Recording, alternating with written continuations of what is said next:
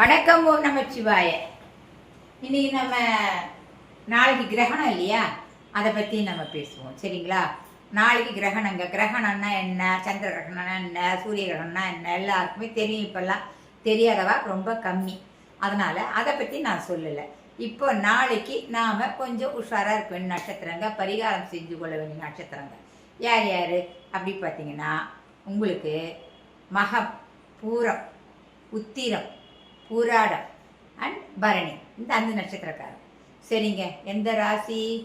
மேஷராசி, சிம்ம ராசி, கன்னி ராசி, தனுசு ராசி, கும்பராசி.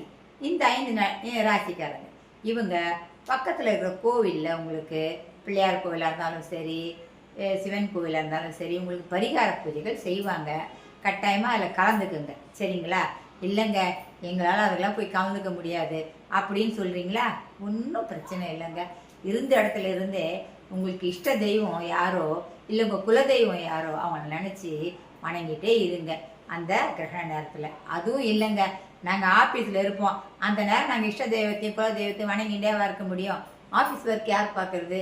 செய்யும் தொழிலே தெய்வம். அதனால் உங்கள் செய்கிறது எந்த செயல் செய்கிறீங்களோ அதில் கவனமாக செய்யுங்க. சாப்பிட மட்டும் செய்யாதீங்க. இதுதான். மற்றபடி கர்ப்பிணிங்க எப்படி இருக்கணும், குழந்தைங்க எப்படி இருக்கணும், அது எல்லாரும் தான் சொல்கிறாங்க. நான் சொல்லி உங்களுக்கு தெரிய வேண்டியது இல்லை. புரியுதுங்களா? எல்லாரும் எப்படி இருக்கணும் அப்படின்றது இப்போல்லாம் ரொம்ப எல்லாருக்கும் தெரியுது. அதை பற்றி நம்ம விழாவாரியாக சொல்லிக்கிட்டு அப்புறம் அது ஒரு வீடியோ போட வேண்டாம் தான் சின்ன ஷார்ட்டாக எடுத்துட்டேன். ஓகேங்களா? அதனால் நம்மளுக்கு எப்படி வசதியோ அப்படி தான். ஆனால் சாப்பிட மட்டும் செய்யாதீங்க. சாப்பிடக்கூடாது. ஒரு 1:30 மணிக்கு சாப்பிட்ருங்க. அதுக்கப்புறம் 8 மணிக்கு மேலே சாப்பிடுங்க. நடுவில் இந்த 3:30 மணிலேருந்து 6:45 மணி வரைக்கும் கிரகண நேரம் இருக்குது. கிரகணம் முடிஞ்சப்புறம் வீட்டில் இருக்கிற லேடிஸ் வீடு தொடச்சி குளித்து அடுப்பு மாடையை தொடச்சி எதாவது சமையல் பண்ணி விளக்கேற்றுங்க. விளக்கேற்றிட்டு சாப்பிடுங்க. இவ்வளோ தான். மற்றபடி மாவோ தயிரோ பாலோ வீட்டில் இருந்தால் கொஞ்சம் தர்பியை இது பண்ணி அதில் போடுங்க. தண்ணியிலையும் தர்பை போட்டு வைக்கலாம். எல்லாத்துலேயும் தர்பை போட்டு வைங்க. சரிங்களா? மதிய சமைத்த உணவெல்லாம் மீதி இருக்குதுன்னு தர்பை போட்டு வச்சு நைட்டு சாப்பிட்லான்னு நினைக்காதீங்க.